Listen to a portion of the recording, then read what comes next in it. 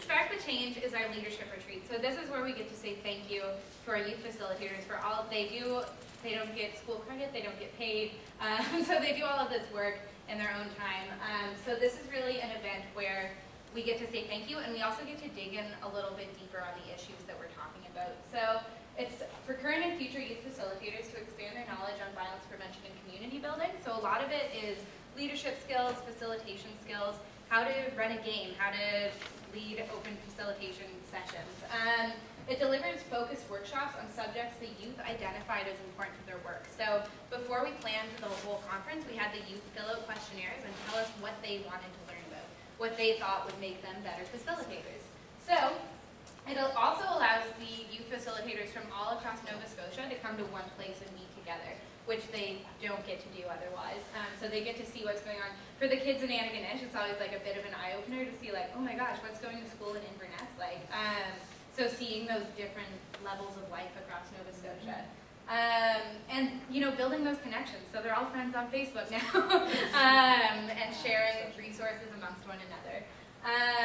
And we also bring in experts and outside speakers to deliver training to our youth facilitators. So we find experts in the field. So for example, they really wanted to learn about diversity and inclusion in Nova Scotia this year, and we were able to find a facilitator from Halifax who is an expert in what are race relations in Nova Scotia like. So she came in and led a workshop. So this is a map we have them fill out when they got here. It's where are you from?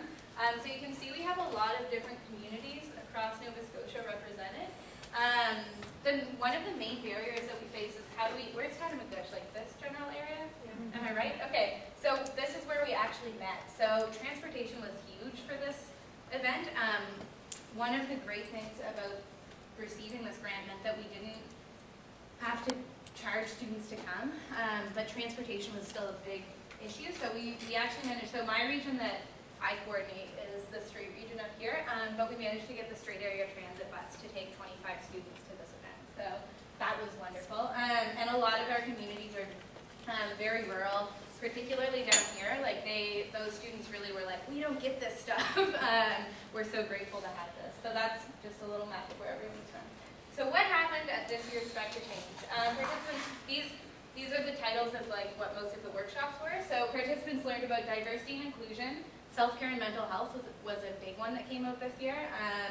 Gender violence prevention, so talking about, you know, what is relationship violence and what are those gender dynamics that play into it. Being an ally to LGBT plus youth in Nova Scotia, so how do we make our schools safer and how do we use positive inclusive language, and then positive space training. So that is a training that's all about making a space comfortable for people to be in regardless of background. Participants develop skills as leaders, facilitators, and anti-violence advocates.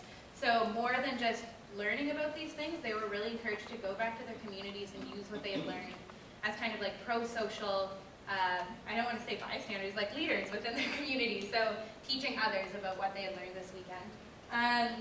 Participants used art, theater, and music to explore social justice issues, which was really fun and very productive for us. And they had a lot of fun. It was a great weekend. We had a blast.